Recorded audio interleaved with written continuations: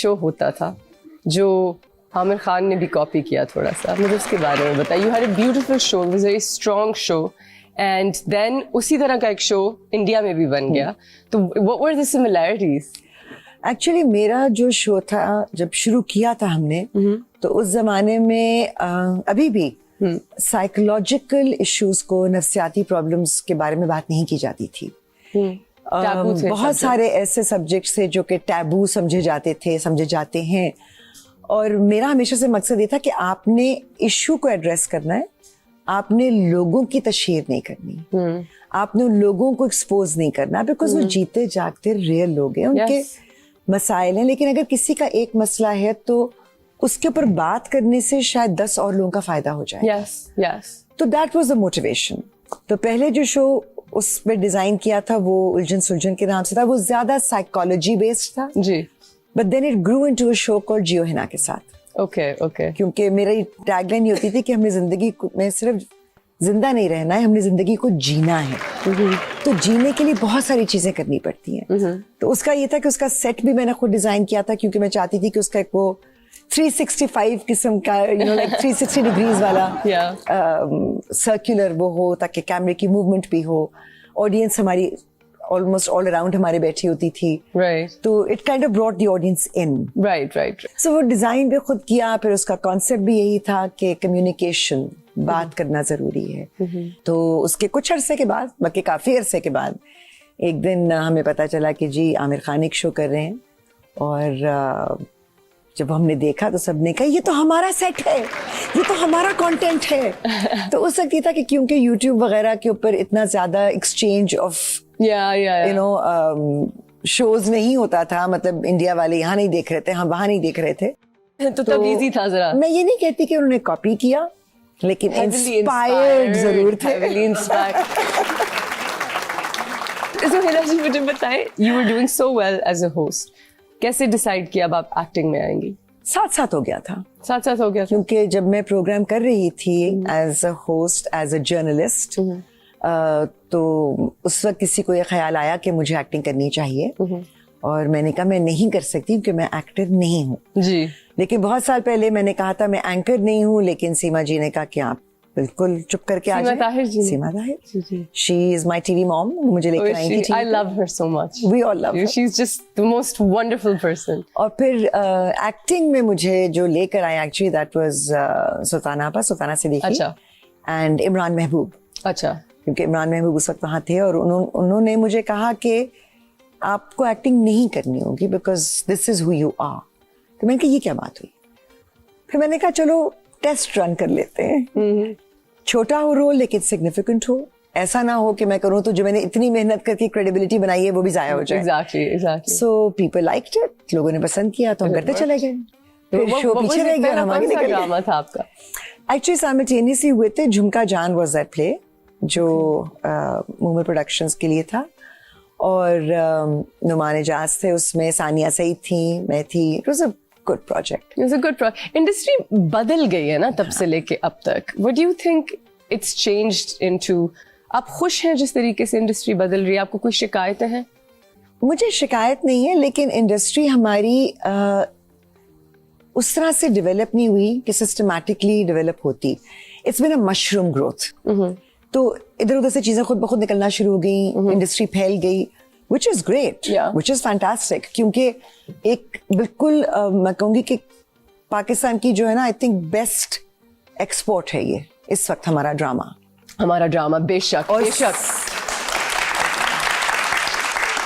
और not just के उर्दू बोलने वाले देखते हैं, बल्कि अरब्स बहुत देखते हैं, लिबियंस, सीरियंस, टर्क्स, ईरानी, अफगानी, पूरा यूएई, एंड इवन अफ्रीकन्स बहुत देखते हैं। बहुत सारे लोग, मतलब सब कॉन्टिनेंट के तो देख ही रहे हैं, but even countries like Russia, in Vietnam, क्योंकि डब भी हो रहा है, सबटाइटल्स के साथ भी लोग देख रहे हैं। और जैसे मुझे एक इंडियन खातून ने कहा कि इस वक्त अगर हम अपनी फैमिली के साथ बैठकर कोई चीज देखना चाहें तो it's only Pakistani drama. Right, क्योंकि बहुत ह्यूमन स्टोरीज होती हैं और बहुत तमीज के दायरे में चीजें की जाती हैं, सेंसिटिवली की जाती हैं, तो एज अ फैमिली आप देख सकते आप हैं। देख सकते हैं, it's safe content, it's entertaining content. And issues भी बहुत सीरियस हैं, लेकिन they don't make you uncomfortable. Because हमारी वैल्यूज, हम अपनी वैल्यूज से आगे नहीं जाते। सो आई एम एक हद तक इसी बात के बारे में सोच रही थी, पेमरा की इतनी रेगुलेशंस क्यों है? थोड़ी सी ज्यादा है, रीजनेबल होनी चाहिए, बट रीजनेबल होनी चाहिए, लेकिन जो जिस हद तक, मतलब अगर उनको हम आधा कर लें तो वो बहुत इंपॉर्टेंट है, बिकॉज वो हमारी वो जो आपने कहा तमीज के दायरे में हमें रखना, क्योंकि देखिए, and we are known for that elegance, that and class. I believe in the fact कि आजादी बहुत जरूरी है जी, आजादी राय भी बहुत जरूरी है जी। लेकिन मादर पिदर आजादी जरूरी नहीं है। उसका क्या मतलब? उसका मतलब ये होता है कि जहां पर आपको बड़े छोटे का लिहाज ना रहे। यस, मादर एंड पिदर इज मदर एंड फादर। मादर पिदर आजादी वो होती है जहां पर बदलिहाजी, बदतहजीबी, बदतमीजी के दायरे से आप बाहर निकल जाएं, क्योंकि एक हद होती है जी। बात कितनी भी कड़वी, उसे कहने का तरीका अच्छा होना चाहिए। आई फील ग्रूमिंग की बहुत कमी है, जैसे कि हमारे यहाँ स्क्रिप्ट राइटर्स की कमी है। अच्छे स्क्रिप्ट्स का मतलब ये नहीं होता कि सिर्फ कहानी हो, कैरेक्टराइजेशन। आप दुनिया भर में देखिए, जब स्क्रिप्ट लिखी जाती है पहले लूज एक कहानी होती है और कैरेक्टर्स डिफाइन होते हैं, कैरेक्टर स्केचेस होते हैं, कैरेक्टर्स पे काम होता है, काम होता है। और कैरेक्टर सिर्फ ये नहीं होता कि लड़का और लड़की है, क्योंकि इन आइसोलेशन किसी की कहानी नहीं होती। और बहुत सारी कहानियां मैं तो कहती हूँ कि शुरू होती हैं जब आप 40 साल के होते हैं जी, जब आप में एक तजर्बा होता है, एक मुशाहिदा होता है, you've lived life। यस, उससे पहले तो वो कैंडी पॉप। इसीलिए मैं आपको बताऊं, कुछ ड्रामे, अब जैसे अभी हमारा एक प्ले आया था खई, which was very it was popular, very popular, yes। और वो इसीलिए पॉपुलर था क्योंकि it was an ensemble in the real sense। वो किसी एक शख्स की कहानी नहीं थी, yes, हर किरदार उसमें अहम था, yes। किसी को भी निग्लेक्ट नहीं किया गया था। It was a very beautifully written script and a beautifully executed। ये जो दुनिया बदल गई है, एंटरटेनमेंट की हम बात कर रहे हैं, it's mushrooming like you said, उसमें एक और बहुत बड़ा एलिमेंट आ गया है और वो है social media. I call it very unsocial। Very unsocial. It isolates you in a way also.